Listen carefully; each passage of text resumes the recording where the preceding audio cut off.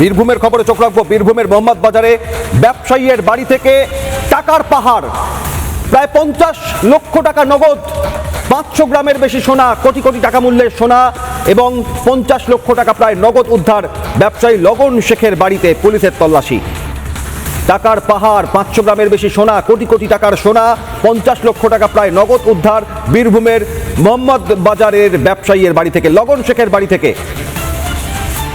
এবং যে খবর পাওয়া যাচ্ছে, মোহাম্মদ বাজার থানার পুলিশ এই সোনার অলংকার এবং বিপুল পরিমাণে টাকা উদ্ধার করার পাশাপাশি এই ঘটনায় লগন শেখের পাশাপাশি অভিযুক্ত সোহেল শেখ, শামীম শেখ, জানা যাচ্ছে এরা প্রত্যেকেই বালিঘাটের সাথে যুক্ত।